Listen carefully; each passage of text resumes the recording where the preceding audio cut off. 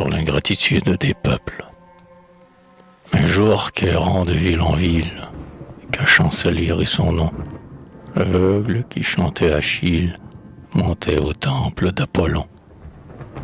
Ses rivaux, que sa gloire outrage, le reconnaissent à l'image du dieu qu'on adore à Claros.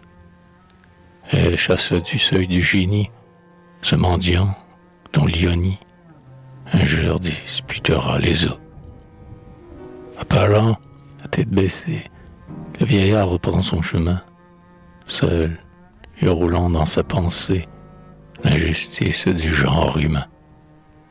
En marchant, sous son bras il presse sa lyre sainte et vengeresse qui résonne comme un carquois. Et sur un écueil de la plage, il va s'asseoir près du rivage, pleurant et chantant à la fois. Reptile qui vivait de gloire, disait-il, déchirez mes jours, souillez d'avance ma mémoire d'un poison qui ronge toujours. Sifflez, vil serpent de l'envie, de ma fortune et de ma vie, arrachez le dernier lambeau, jusqu'à ce que les Euménides écrasent vos têtes livides sur la pierre de mon tombeau. Tel est donc le sort, ô nature, que tu gardes à tes favoris. De tout temps l'outrage et l'injure sont le pain dont tu les nourris. Sitôt qu'un des fils de mémoire élève ses mains vers la gloire, un cri s'élève, il doit périr. Semblable au chien de Laconie, la haine dispute au génie un seuil qu'elle ne peut franchir. Cependant j'ai courbé ma tête au niveau de vos fronts jaloux. J'y fui de retraite en retraite, de peur d'être plus grand que vous. Ma voix, sans écho sur la terre, montait sur un bord solitaire. Et quand je vous tendais la main, les siècles le pourront-ils croire? Je ne demandais pas de gloire, ingrat, je mendiais du pain. Mais le génie en vint dépouille l'éclat dont il revêtut. Comme Ulysse qu'un haillon souille, il est trahi par sa vertu. De quelque ombre qu'il se recèle, de qu'un être divin se mêle aux enfants de ce vil séjour, l'envie à sa trace s'enchaîne, il le reconnaît à sa haine, comme la terre à son amour. Si du moins, aux langues impures, contente de boire mes pleurs, voudrait rester dans mes blessures. Mais non, vous vivez et je meurs. Mes yeux, à travers leurs nuages, vous voient renaître d'âge en âge. Oh, temps, que me dévoiles-tu? Toujours le génie est un crime. Toujours, quoi? Toujours un abîme entre la gloire et la vertu. Race immortelle des Oïles, non, vous ne vous éteindrez plus. Pavius attend son Virgile. Socrate meurt sur Anytus. Le Dante maudit de Florence. La mort, dans sa dure indigence, surprend l'aveugle d'Albion. Et l'envie un jour se console de marchander pour une obole la gloire d'une nation.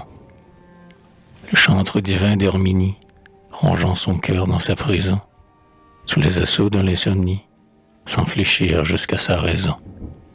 D'une haine injuste et barbare, le sombre cachot de Ferrare éteigne-t-il l'affreux flambeau? Non, la haine qui lui pardonne lui laisse entrevoir sa couronne, mais c'est plus loin que son tombeau. Et toi, chantre d'un saint martyr, toi que Sion vit adorer, toi qu'en secret l'envie admire, en s'indignant de t'admirer.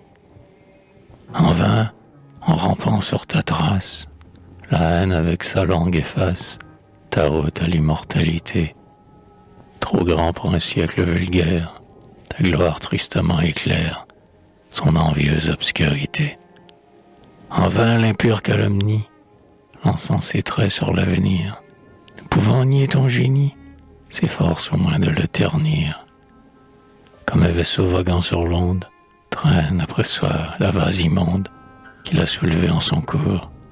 Ton nom, plus fort que l'injustice, traîne ton zoïle au supplice d'une honte qui vit toujours. Meute hideuse qu'un grand homme traîne sans cesse sur ses pas, toujours acharné s'il vous nomme, honteux s'il ne vous nomme pas. Je pourrais, mais que ce silence soit contre eux ma seule vengeance. Les dieux nous vengent à ce prix. Que l'oubli soit leur anathème, que leur nom n'irrite pas même l'immortalité du mépris. Vil profanateur que vous êtes, aux yeux des siècles indignés, croyez-vous couronner vos têtes des rayons que vous éteignez? Non, la gloire par vous ternie ne couvre que d'ignominie un front que l'ombre aurait caché. Et de ce front livide et blême, le laurier tombe de lui-même, flétri dès qu'elle vous a touché. Il se tue, sa lyre plaintive suspendit ses rythmes touchants, croyant que l'écho de la rive avait seul entendu ses chants. Mais, par ses rivaux irrités, sur ses pas la foule ameutait, suivait sa trace et l'entendit. Leurs cœurs de venin se gonflèrent, au lieu d'applaudir ils sifflèrent, car ainsi l'envie applaudit. Du sein de la foule offensée, de ses ennemis inhumains, soudain une pierre lancée va frapper sa lyre en ses mains. L'aveugle en vain la presse encore. Elle roule en débris sonores, du sein qui veut la retenir. Mais, en se brisant sous ce crime, elle jette un accord sublime qui retentit dans l'avenir.